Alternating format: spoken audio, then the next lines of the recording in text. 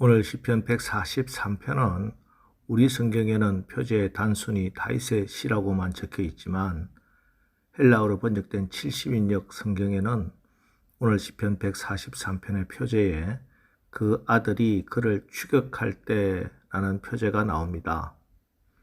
그래서 이 시편의 배경으로 다윗이 아들 압살롬의 반역으로 피신하는 상황에서 지은 시편이라고 보는 학자들이 많습니다.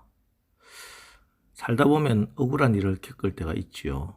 하지도 않은 말을 했다고 하고 하지도 않은 일을 했다고 하는 사람들을 만납니다.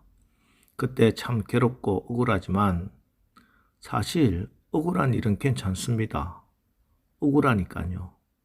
잘못한 일이 없으니까요. 결국은 다 드러납니다. 거짓말한 사람이 수치를 당하게 될 것입니다. 최소한 하나님이 아시면 된 것 아닙니까? 그런데 정말 괴로운 것은 실제로 자기가 정말 잘못했을 때입니다. 그때는 할 말도 없고 변명할 수도 없습니다. 오늘 다윗이 당한 이 참담한 일이 그렇습니다. 이 일은 다윗이 충신 우리아의 아내 밧세바를 범한 죄 때문이었습니다. 사무엘하 12장에 보면 하나님께서 나단 선지자를 통해서 말씀하십니다. 사무엘하 12장 9절로 10절 그러한데 어찌하여 내가 여호와의 말씀을 업신여기고 나 보기에 악을 행하였느냐 네가 칼로 햇사람 우리아를 치되 암몬 자손의 칼로 죽이고 그의 아내를 빼앗아 내 아내로 삼았도다. 이제 네가 나를 업신여기고 햇사람 우리아의 아내를 빼앗아 네 아내로 삼았은즉 칼이 내 집에서 영원토록 떠나지 아니하리라 하셨고, 우리가 반드시 알아야 하는 하나님의 성품은 우리 하나님은 사랑의 하나님이신과 동시에 공의의 하나님이다 하는 사실입니다. 하나님은 결코 죄를 가볍게 여기시는 분이 아닙니다. 하나님께서는 죄를 그냥 한번 눈 감아 주시지 않습니다. 그것은 우리 하나님의 공의의 성품에 어긋나기 때문입니다. 다윗의 철저한 회개가 징계 자체를 없애는 것은 아닙니다. 아니, 징계가 없는 진정한 용서는 없는 것입니다. 여러분, 우리가 회개 한번 했다고 나의 죄가 징계도 없이 그냥 용서된 거라 착각하지 마십시오. 우리가 회개해서 용서함을 받았다 하는 것은 내가 받아야 하는 그 징계를 우리 주님이 십자가에서 받으셨기 때문입니다. 그렇습니다. 십자가는 내가 받아야 할 징계를 예수님이 대신 받으신 겁니다. 그래서 십자가가 없이는 우리의 죄 용서함과 회복이 없는 것입니다. 여러분, 오늘 다윗도 죄에 대해서 징계를 받습니다. 때문에 우리도 하나님 앞에 설 때 이 징계의 흔적을 가지고 나가야 합니다. 그게 십자가입니다. 오직 십자가입니다. 십자가 들고 하나님 앞에 서야 합니다. 그리고 이렇게 용서함을 받은 우리는 다시 세움을 받아야 합니다. 어떻게? 믿음입니다. 하나님께서 살인죄, 간음죄를 지었던 다윗을 다시 세우신 정확한 이유는 다윗의 믿음 때문이었습니다. 믿음. 어떤 믿음입니까? 하나님의 자비하심과 은혜, 하나님이 행하신 그 일들에 대한 믿음입니다. 5절 내가 옛날을 기억하고 주의 모든 행하신 것을 읊조리며 주의 손이 행하는 일을 생각하고, 옛날을 기억하고 주의 모든 행하신 것을 읊조리며, 다윗은 징계 가운데 지난날 하나님께서 행하셨던 일들을 생각했습니다. 애굽에서 해방시켜 주신 일, 광야를 거쳐 가나안 땅에 이르게 하신 일, 그리고 자기에게 복을 내리고 영원히 함께 하겠다고 약속하신 그 약속, 지금까지 함께 하신 하나님의 능력, 하나님을 묵상했습니다. 그리고는 이렇게 지금까지 모든 일에 함께 해주신 하나님께서 자기의 상한 마음과 공경을 해결해 주실 것이라고 믿었습니다. 여러분은 마음이 상할 때 어떻게 하십니까? 여행을 갑니까? 노래방에서 목이 터지라고 노래를 부릅니까? 오늘 다윗은 마음이 상할 때 조용히 하나님의 행하신 모든 일을 읊조리며 묵상했다는 사실을 기억하시기 바랍니다. 출애굽기 14장에 보면은 애굽을 탈출한 이스라엘 백성이 홍해 앞에 이르렀을 때 바로가 보낸 기병대의 추격을 받게 되었습니다. 앞에는 홍해요, 뒤에는 바로의 군대니 그야말로 사면초가였습니다. 당황한 이스라엘 백성이 술렁거리며 인도자인 모세를 원망했고 아예 애굽으로 돌아갈 태세를 보였습니다.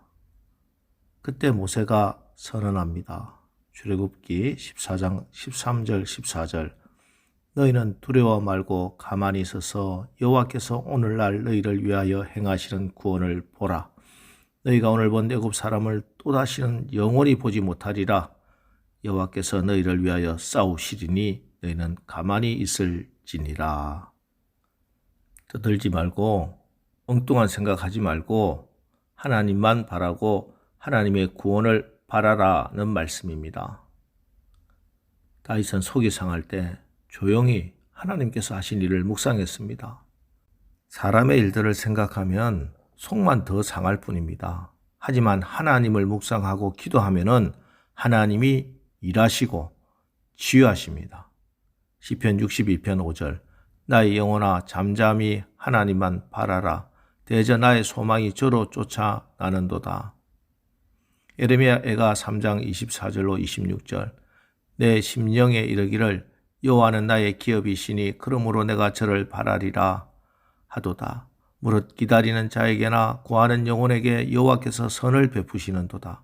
사람이 여호와의 구원을 바라고 잠잠히 기다림이 좋도다. 여러분 마음 상한 일이 있습니까? 나의 마음을 상하게 하는 사람이나 환경에다 무익한 분풀이 하지 마시고 오늘 이 새벽에 잠잠히 하나님을 바라고 하나님의 말씀을 묵상하시기 바랍니다. 그러면 주의 성령께서 우리의 상한 심령을 치유해 주시고 이 상황을 다 고쳐 주실 것입니다. 그리고 다윗은 징계 가운데서도 주를 향하여 손을 폈습니다. 6절 주를 향하여 손을 펴고 내 영혼이 마른 땅같이 주를 사모하나이다. 5절에서 기억하고 엎드리며 묵상했다 하는 것은 내적 행동이며 정신적 태도입니다. 반면에 6절에서 손을 폈다는 것은 외적인 행동이며 결단을 의미합니다. 이 손을 폈다는 것은 우선 하나님을 향하여 하나님 저는 이 일을 해결할 힘이 없습니다. 능력이 없습니다. 하나님께서 도와주세요 라는 표현이고 행동입니다. 전에 모세가 그랬죠. 아말렉과의 전쟁에서 모세와 아론과 훌이 힘을 합해 산에 올라가 두 손을 들고 기도했습니다. 이건 하나님께 항복했다는 말씀입니다. 세상 전쟁에서는 내가 항복하면 그걸로 끝장입니다. 그러나 영적인 전쟁에서는 내가 두 손을 들고 하나님께 항복해야 승리가 시작되는 겁니다. 하나님 당신에게 항복합니다. 저는 사령관이 아닙니다. 저는 지휘관이 아닙니다. 이 전쟁의 승과 패는 오직 하나님의 손에 달려 있습니다. 하나님, 더 이상 제가 저의 사업장의 사장이 아닙니다. 하나님이 오너가 되시고 경영자이십니다. 하나님, 제가 우리 가정의 가장이 아닙니다. 하나님이 우리 가정의 참 아버지시오 가장이십니다. 하나님, 더 이상 제가 제 인생의 주인이 아닙니다. 하나님께 항복합니다. 하나님께서 사용하여 주시옵소서. 이렇게 하나님께 항복할 때 하나님께서 싸워주시고 여호와 니시 승리의 깃발을 휘날리게 하는 것입니다.